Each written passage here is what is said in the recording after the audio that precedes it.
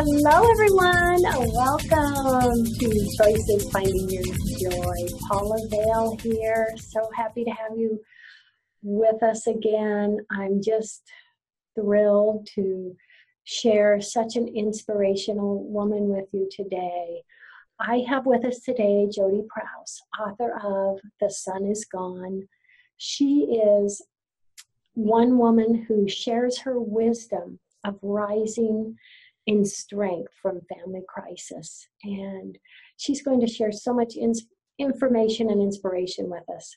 Jodee, welcome to the show. Welcome. Thanks, Paula. I am so grateful to be here. So happy to have you with us. Let's begin with a bit about your background and what brought you here today, Jodee. Absolutely. Well, first, sometimes, I really don't know what brought me here. It's somewhere that I never expected I'd be. I was never going to be a writer. I was never going to write a book. I'm not unlike everyone out there. I'm a wife and a mom and a sister and a daughter and a friend and a neighbor. But I'd been hiding some painful secrets, and that is that I am also the daughter, stepdaughter, granddaughter, sister-in-law, daughter-in-law, niece, great-niece, cousin, and aunt to alcoholics. But nothing impacted me more or affected my life than when my younger brother, Brett, became addicted to alcohol.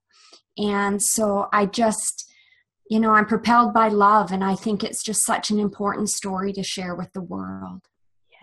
Yes, because there's so many people addicted to alcohol and drugs, and there's so many people affected around them, family, friends, associates, that are affected by what's going on in the struggle of that one person.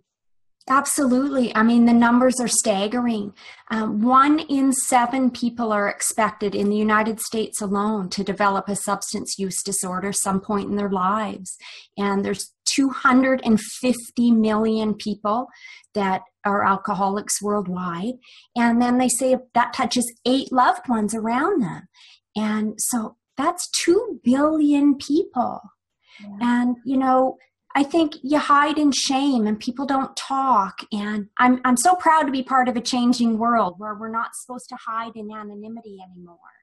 And that talking and sharing just can help so many other people, both those addicted and the family, the loved ones. Yeah, and that's so true, Jodee. So many times we don't talk about it. And so many times, well, we know it's there, but we're trying not to look at it. And it makes it difficult for those around the person addicted. They have the issues of if they go out with friends or family and others are enjoying a drink or a glass of wine and they say no thank you, and it's, well, why don't you want a drink? There's a lot people go through. Oh, and I, for other choices, have not had a drink of alcohol in 25 years. And you are so right. If I go somewhere, even to this day, all these years later, and people have never met me, I have actually had people say at a wedding, what, you don't drink? What's wrong with you? Mm-hmm. And why would something have to be wrong with me? Yes. And that's one of the reasons why I love sharing my story, is even if you don't know anyone that is addicted or has an alcohol use problem, it just makes you kind of aware, I think, of how you treat other people.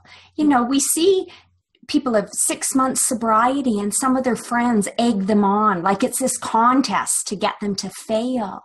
And I just really want individuals to look to themselves and think, what's their motivation for doing that, instead of trying to support someone on a path of sobriety. And there may be all sorts of reasons why. But, for those that are addicted, the reason why is they'll die otherwise. Yes.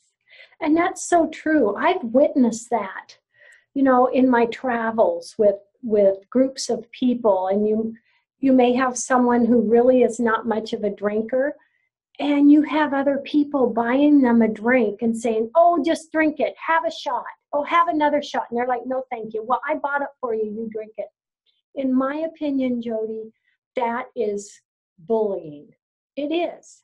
Absolutely. It's bullying. It is. And, the sad part in our story, some of the people we love most in this whole world have a problem with alcohol. And so my brother, on his quest to find sobriety for himself, would of course come back from these treatment centers and then be surrounded by these loved ones that had a problem of their own. And so it does become very, very complicated and very hard, to break free. And I want to emphasize hard, not impossible, because, this road of life sometimes is not easy. And we do have to make some really hard, painful choices to better our lives. Mm-hmm. I love that. I love that. Hard, but not impossible. Yeah. Because that challenge can be conquered. You can move through that and move on to a fulfilling life. Yeah, I don't think any great change and finding yourself and a really beautiful life, if things were unraveling, I don't think that could happen without hard work and painful choices. And I think really coming to terms with the truth of what is going on. Yeah. In your book, do you address the person with the addiction as well as the people affected by the addiction? Well, during this time with my brother, I did gravitate towards other memoirs. I didn't understand what was going on. And what I found is other memoirs a lot of times are written by the addict in recovery, with a happy ending, of course, but just a small glimpse. And so I wanted to do something so totally unique. And so what I did is I told the whole story. So the beginning, we're 2 and 6 years old, and it takes us through a 40-year span. Wow. And you are literally on the journey with us every step of the way, learning as we learn. And so to answer your question, it's for all those people, because if you're anyone in that story, not only are you affected, but a lot of times you don't know what you're doing. And sometimes there's some unhealthy patterns going on that actually help this move along. And not in every situation, of course. But so I just really wanted to write something for every, I call them characters, but we're not characters, are we? We're living this life. Yeah. And, I was lost for a very long time. I just didn't know it. I thought it was my brother. It's just, this is about my brother. And until years went by and I could step back and look, and no, this is about a family and society and a whole bunch of things. Yes. What can we do as a society, to bring more awareness and bring more caring and find more avenues to help others with this? What do you suggest, Jodee?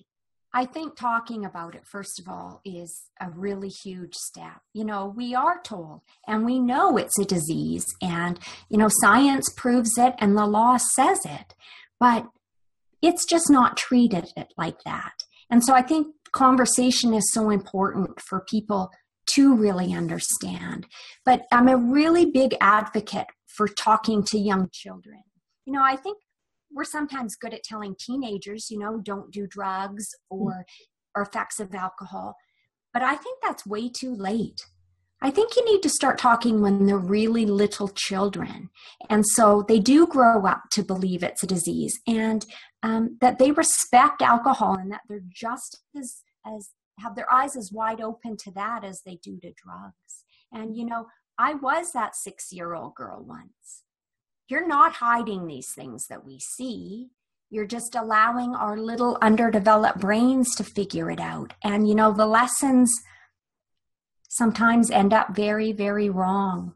Yeah. You know, it does a lot of times continue generation after generation, and there's a reason. And that is such a great point, Jodee, because you can have a 6-year-old who is witnessing the actions and the behavior of someone close in their life who is addicted. And if nothing is explained to them, they'll grow up thinking, well, that's normal. Oh, I couldn't agree more. I mean, I was 6 when, you know, our father was an alcoholic. And so I grew up strong and stoic and loud. And I was the little girl, you know, hugging her little 2-year-old brother to keep him safe. And for me, everything, I just equated everything bad, like fighting and infidelity and fleeing in the middle of the night and all those things, I equated it to alcohol. Whereas a little 2-year-old boy that, of course, can't quite remember that, he became scared and fearful and had anxiety and some depression later on in life. And those same people became his best friends that he drank with. And you're right, the lessons of right, not the lessons of wrong. Yeah. And, you know, I want to emphasize, I'm not blaming our parents. None of this is about blame. But we're not going to stop it if we're not willing to speak the truth and to some of the causes. Yeah. You know, childhood trauma is some of the cause for addiction and mental illness later in life. And as a child witnessing an addiction, a lot of times they blame that. They blame themselves. Yes, and I think a lot of times on an unconscious level because they don't understand. And that was very much the truth with my brother. And unfortunately, that's the puzzle piece that was figured out a bit too late. Mm-hmm. You know, sadly, my brother would lose his battle with alcohol addiction in March of 2012. And I did not know, even after all the treatment centers and all the help, I didn't know that childhood trauma can lead to some of this. And I wish he had gotten help for some of his underlying mental health issues. But I am always very, very honest in saying it still would have been up to my brother to do the hard work, deal with the pain, and make those hard, painful changes. He wasn't doing that. Yes. And, you know, I believe something that we can do as a society and as family and friends is look for signs where someone may be on the path to that. Would you say that's oh my goodness. Yeah, because, you know, why wait until it's just so far gone and they're that much more addicted? I mean, you know, my brother was 28 when I saw some beginning signs. And no, there wasn't some big, huge, red, blazing sign, you know, your brother's going to die, his life's going downhill. They were subtle. His personality was starting to change. He wasn't coming around as much. He was missing my important events. And we were the best friends. And so I challenged him on that. But now, knowing even more, oh my goodness, Paula, there were signs when he was 8 years old. He had night tremors. He sleptwalked. He had anxiety when he was in high school. He had the beginning of depression and anxiety. But of course, you've never talked to a teenage boy about what these symptoms are. And so they don't know what they're feeling. They don't know that this could be anxiety and depression. And so that's why I really advocate as well. Like, it runs in our family. Anxiety and depression does run in our family. And so if someone had talked to us even about that early on, how that could have helped. Yes, I agree. So all of that, looking for signs. So what would you say to someone who's in a situation, okay, I really believe there's signs here. How do I know? Where can I look, or who can I talk to find out? And then where I can make a step to help the situation or help the loved one or help myself. Yeah. Where can you go? And help yourself. That is just the most beautiful thing you have said, because that's what I say. I would do different. I would get help for myself first on day one. And everyone that's in the core family, the core loved ones around that one struggling, to find the strength to sit together, go to a therapist or a professional that specializes in either drug addiction, alcohol addiction, or mental illness, and come together and listen to their advice and do exactly what they say. And sometimes what they say isn't what your heart is telling you to do. Mm-hmm. You know, that love gets in the way a lot of times. We're talking about someone that sometimes is on, you know, the road to death. And sometimes you do have to draw some healthy boundaries to have them really see what's going on and take control of their own life. And that's probably one of the toughest roads when you're someone who's watching someone with the addiction, is what is enabling, what is helping, how do I support, but how do I not make it worse, easier and worse? Yeah, you know, easier for them to continue, and which worsens the situation. That's a tough challenge. It does worsen it. And that's when I finally, you know, I was 6 years in. For 6 years, I was obsessed with saving him. And, you know, when I talked earlier about our early childhood, that's what I took out of it, right? I just felt responsible for this little boy that grew into a man. And it is hard. And that is where the professionals can help you sort through what's help versus enabling. Because I'm certainly not saying don't help your loved one. But, you know, I always had a clear vision. Okay, I got this. You know, I don't give him money. I don't make excuses. I don't pay his rent. And all those things were going on. Yeah. But then what I learned is some of the things I was doing was enabling. Like, not the first time, the second or the third or the fourth. You know, I cleaned his house that was a disaster every time he went to rehab, and he'd come home and it was perfect. And I see now that he just didn't see how bad it was. Or, you know, he kept losing his jobs, and so he didn't have benefits. And so I paid for his therapy for some time, which was $100 an hour at the time. Mm-hmm. And once again, I think now that was excessive, that I was enabling in my own ways. And I needed help to know what that healthy boundary was. Yeah, that's a tough challenge, because you want to help them. You don't want them to be homeless. You want them to have food. You want them to get help. So you really have to and that's what you hear all the time. That's the number one thing I hear. We can't let our loved one be homeless. Mm-hmm. And sitting here today, I would give anything if my brother was homeless. Because maybe that would have just inspired him to really know, hey, this is bad. I can do this. I gotta change. Mm-hmm. Yeah.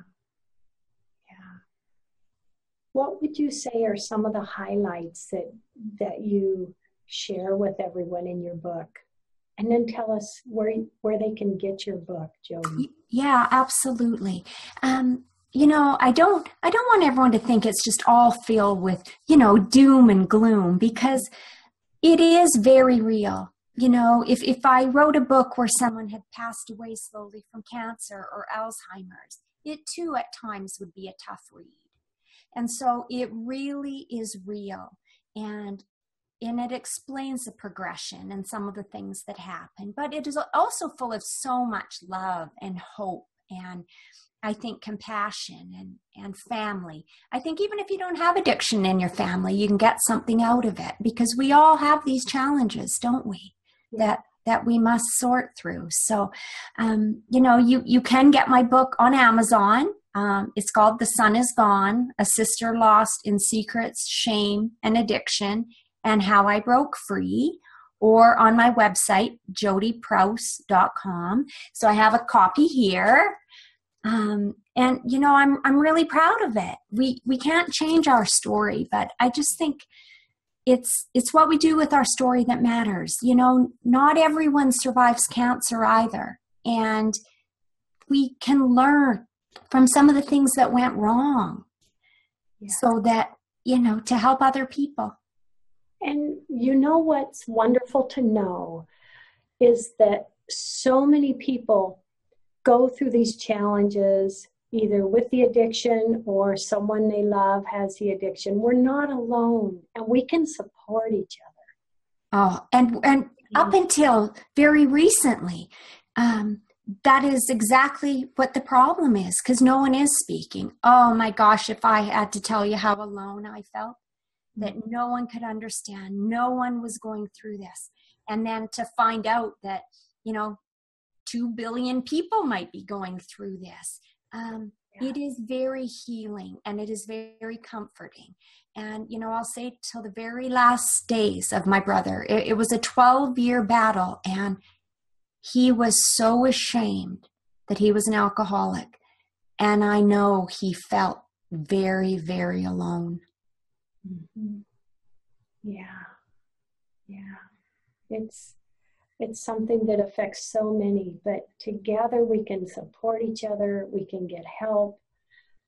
There's counselors and I love that you mentioned, if you go to a therapist, go to someone who has an expertise in that area. Oh, absolutely. Because I do know people that, I think I'm very good at just listening to others, because you can't tell someone else what to do. You can't make other people's choices. You can't tell someone how much they should take and for how long. You can't tell someone if, sadly, some people have to get divorced, and my heart just aches for those people taking children away from their moms or their dads, and someone that specializes, and especially if you know some things that have happened in your early childhood, someone that specializes in childhood trauma. But it all takes bravery, I think, for all parts, and bravery for the family too. I think a lot of times we don't talk about this because I'm saying something bad about daddy, or I'm saying something negative about grandma. And we need to change that. If people are really going to speak up and we're really going to see hope and help, we're not saying something bad. My brother was an alcoholic, and I say that with nothing but love and compassion and wanting him to get help for that. Yes. It's not negative. Yes. And in his memory, you are doing so much, Jodee, in, bringing that out there and bringing more discussion out there and looking at and awareness. And really that's going to be a big piece to helping with this epidemic. Oh, I hope so. And he did know I was writing this story. I made him a promise when I stopped writing, and I said, no one wants a lesson, Brett. They want an inspiration. And he said, I promise I'll be an inspiration, Jodee. And, he did think it was going to have a happy ending. Denial is very real. But I hope this does inspire other families and other people struggling to get the help they need. And my heart is full with just thinking my brother could be a part in having make that happen. So, yeah. And what that can do for so many who may feel they're alone and they don't know what to do or how to help that loved one. Your book and your inspiration is going to help with that. Well, and I thank you. And I hope not everyone can speak publicly, and that is okay. They have to know that. But just to be able to talk to someone, I know people hide in their own homes, and they're scared to say anything because someone's going to judge the person that they love. Yes. And not everyone can help. But just what it would mean for your neighbor just to come and say to you, I know you're going through a lot, and just so you know, I'm here, and give you a hug, or what that will do to the world and to people. Sometimes that's all we need is, just a hug, and that, it can do a lot.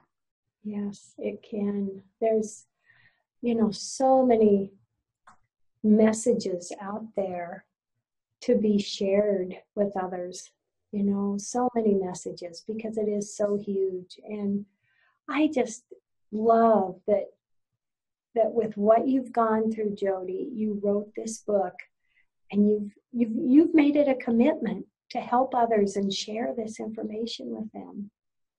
Yeah, I mean, I sold my beauty business that I'd had for 20 years. That's all I've known. I said I wasn't going to be a writer, but it just wasn't where my heart was anymore.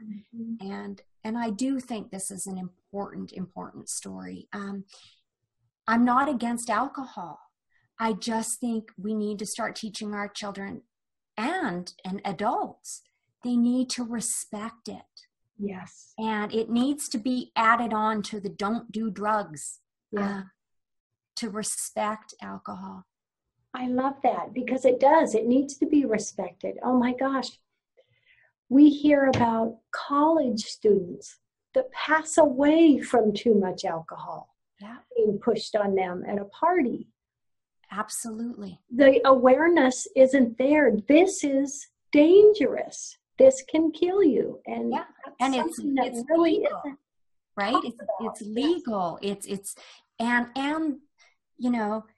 we are so lucky, because not every child is going to try drugs. We are so blessed that's the truth.